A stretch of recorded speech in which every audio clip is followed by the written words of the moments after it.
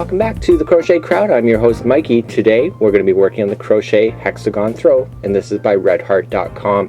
Fabulous little pattern. I saw this online and I've kind of gotten tired of the squares, so I'm just looking at what I can do differently, and I thought to myself, well, hey, let's try doing hexagons and putting hexagons together just like so instead of doing squares. Now I looked at this thing and I thought, you know, that's kind of a winter kind of theme to it, so I decided, you know, I'm going to switch off the colors and make them a little more springy or summery, like just something a little bit refreshing to do with the colors. Also, I changed the yarn from Designer Sport by Red Heart to the Red Heart Super Saver, so you can pick this up at any retailer near you or buy it online. And we are using 1, 2, 3, 4, 5 different colors in order to do this, and I'm going to show you how simple this pattern really is. So let's begin this. To start this pattern off, we're going to be working on the inside and working our way out. You can do any colors, and because Red Heart Super Saver has so many yarns, the endless possibilities of the color combinations are excellent. So if you don't like this color, you can obviously switch off to something else. So let's begin, and we're going to do a slip knot, and we're just going to wrap it around our finger twice. We have slower versions of this if you're in slip knot mode if you want that. This never counts as one. We need to chain 4. So 1, 2, 3, and 4. We need to form a ring, so coming into the beginning chain like that, grabbing the yarn and pulling it through and through, and you'll be left with the ring. We now want to move up and do the next rotation. As you can see, the next rotation are clusters of 3 together, so this is how we do it. So we're going to chain up 3, 1, 2, and 3, wrap in the material and going into the center of the ring. Grab the yarn from the other side, pull it through, and then you see 3 on your hook. I want you to pull through only 2 and hold. So wrap the center, pull through 2 and hold. And now you have 3 on your hook. Okay, so you got 1, 2, and 3, and I want you to pull everything through and then chain 3. So 1, 2, and 3. So let's begin that again. So this time we're going to end up with 4 on our hook, and I'll show you how that works. So we're going to wrap it going in, pull through 2 and hold, wrap in, pull through 2 and hold. So we're just collecting these clusters on board.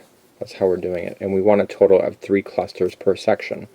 So now you'll end up with 4 loops on your hook, so you're going to pull through all 4 and then count out 3. So 1, 2, and 3. So you want to chain 3. So let's show you one more time, and then I'm going to let you do the rest.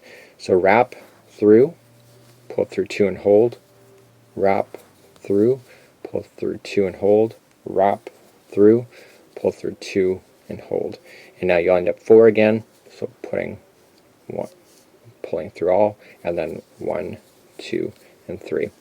Okay, so now I want you to continue. You need to have 6 of these on this rotation, just like you see here. Okay, so you see 6, so you only have 3 so far, so keep on doing that. Just squeeze them into the center of that ring, and I'll meet you back up where we'll slip knot and we'll carry on to the next color of yarn. So now we've gone all the way around and we have 6, 1, 2, 3, 4, 5, and 6. We're now just I just pulled through all 4, and now 1, 2, and 3. And I've already cut my yarn actually. This is actually the second take, because I slipped up on my words, and so I've just basically chained 3, and I just want to slip knot it or slip stitch it to the very beginning one, just like so. So if this was still attached, pulling it through and through, and pull it through everything. That's what a slip stitch is. Okay. Okay, and so what I do, and this is my own technique, is that I just put my hook underneath and I grab the yarn, and then I grab it from the top side and I pull it through again, and this is knotting onto itself. The next layer is actually right there. That's exactly where this is, so it actually gets buried underneath, so you don't even see it. So it's a great way of hiding in your loose ends. So I do that twice. I pull it really nice and tight so it's thin, and then I just take my scissors and snip. And now we're going to move on to your next color, and it will be a little bit of darker teal blue idea, just like we have here, and let's move on to that next. So we're now going to move up, and I just want you to create a slip knot. The way that I cast on or fasten on is my own technique. You may have a different way if you prefer. So whenever I start a rotation, this is where I stopped, and I never ever picked out to start up the next rotation. I always pick somewhere else. So I'm just gonna go over here, and I need you to pick the top center of these clusters, and where it is actually right there. Do you see how they're all leaning into one? And I want you to slip the hook in to the top section Okay, so it's not the gap, but there's a yarn there, and I want you to take the straggler and the yarn, throw it over the top, and pull both of them through, and then through that, so it's like a slip stitch like that, and I want you to chain one. Okay, so every time we go into the top of a cluster, we're going to be doing this kind of thing, and now in these big gaps we're going to be doing open shell. So let's wrap, and going in we're going to do 3 double crochets, and this is exactly like you would be doing if it was a granny square. So 3 double crochets in, and then just pretending we're turning a corner, so chain 2, and then we go back into the same hole there, or same gap, for 3 more double crochets. Okay, so now that we're done that, we just have to look for the next top of the cluster. Do you see it? It's actually right there. They're all leaning toward that one, and you just want a single crochet in there. Okay, and so this next gap is where we're going to do the next open shell, so 3 double crochets.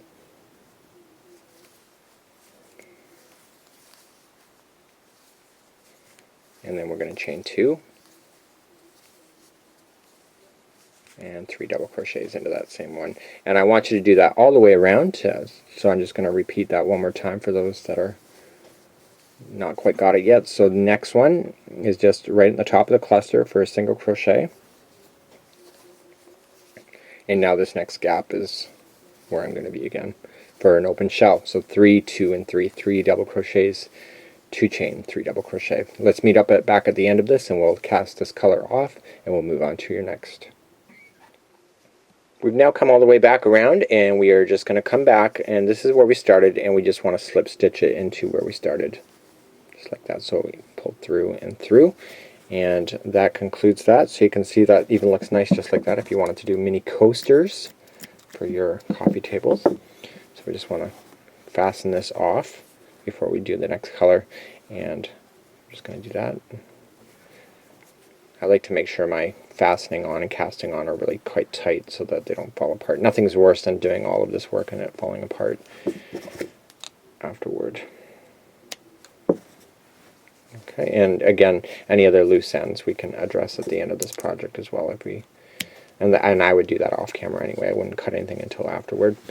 Okay, so let's move on to your next color. We're going to move up to this color here, and you will notice now as we move along in this project is that the angle turns.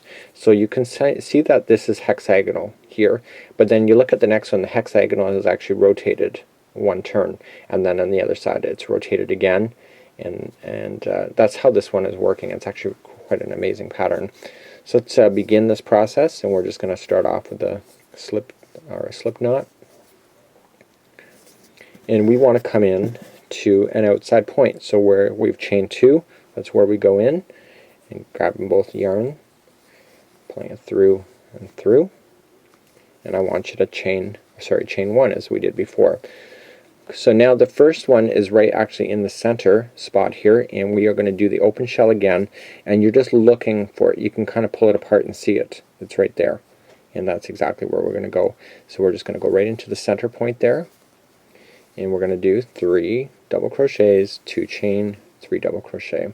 So we're doing exactly what we did before in the last rotation, but this time we're doing it in the middle, and you're going to notice as soon as we do this it's going to change the turn. So we do all of that in the center, 3 double crochet, 2 chain, 3 double crochet,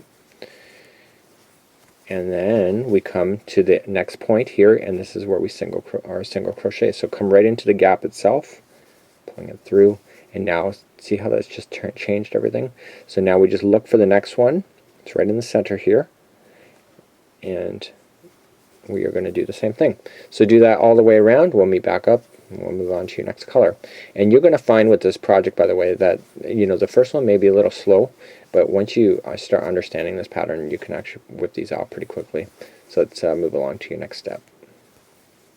And just a lickety-split, we're all the way back around, and we just want to join it with the slip stitch where we started this, putting it through and through, and we want to get rid of this color now. So we're done with this. Snippy snip, pulling it up, and I just want to tie it nice and tight again. Same reasons as before, I do not want this falling apart afterward. Go. You can cut it afterward or just go as you go now. Okay, so we're going to move up and we're going to go for the green. Next color is up is green. So looking at it here, the next color is green, and what we have here is that this open shell now is in between the points. Okay, so the open shell, if you look at it, is going to be right in between, just like there. So let's begin that process again. We got our green ready to go. Create another slip knot. Okay, and we just want to come in to a point. You can choose any point that you wish. Just come on the outside point. Join it like I suggested earlier. Okay, and we chain one, and now our first one is right in the center point again. So just pull it apart. You can see it, and just pull it apart. It's right in the center, and we want to do the open shell again. So 3 double crochet, 2 chain, 3 double crochet. So 1, 2, 2 chain, and 3 double crochet into the same spot. 1, 2, and 3. And now I want to come into the point on the other side. Okay, and now we just want to repeat everything around again. So we just come look for the middle one. This is my third one. I did 2 off camera just to make sure that I understood it. So we're going to make our open shell 3, 2, and 3. And so once you get it, you can just visually look at it and say, yep, that's where the stitch goes.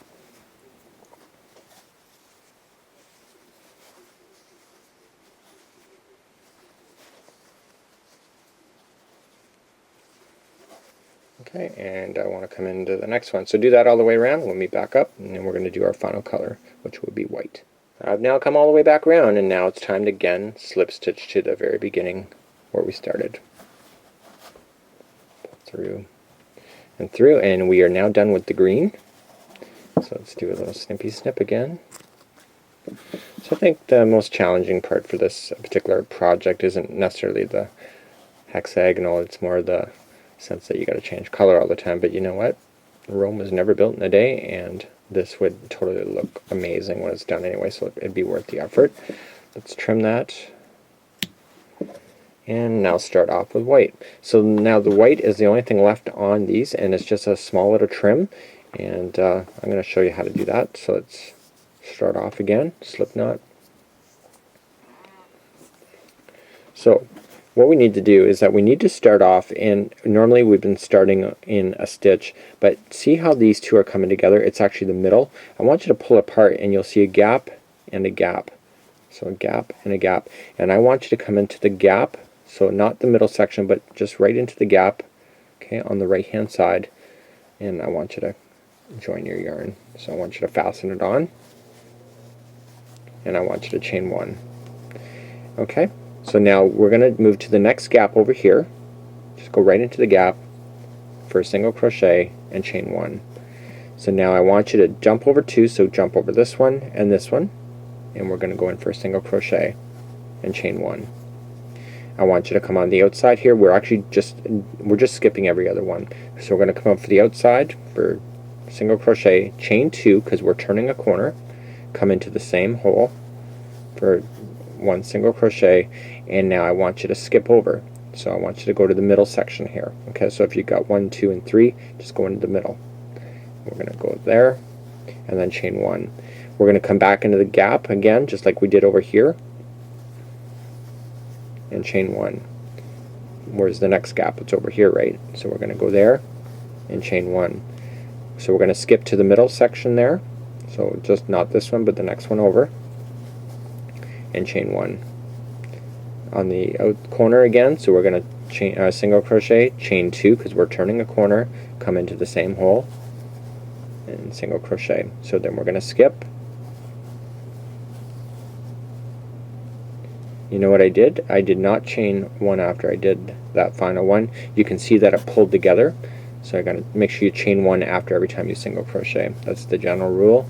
And again, just look for this gap and continue that all the way around and cast off, and you are officially done. So we'll meet back up and just finalize and go through any things that we have to go through at that point. And I'm now just finishing up. I just got to chain 1 and then slip it to where we started right in the beginning. And this will conclude doing 1 hexagonal or hexagon. Grab the yarn, pulling it through and through. And so now we're going to use this white when we go to do all the fastening, when we go to put everything together. So you got to make all the hexagons first. And you can just mix up the colors of what you want. If you're a person that really likes a lot of consistency and patterning, then maybe you're going to want to follow a little pattern for yourself. But don't be scared of the colors, just mix and match, because there are 5 colors in this pattern. You should always try to make sure that the final color is the same. So in this aspect, I would make sure, even if I mixed up the middle, 4 colors at the outside would always be the same. And then we can just trim this. And it just needs to be refreshed out like that. And checking for any loose ends, so you just want to clean it up. Clean all the loose ends out. Because of the way that we fastened it on, we can safely trim those nice and tight in, so you will never see it. And this is done. So on behalf of the Crochet Crowd, I'm your host Mikey, and thanks to Red Heart for sharing this pattern with us today. Until next time, I'll see you.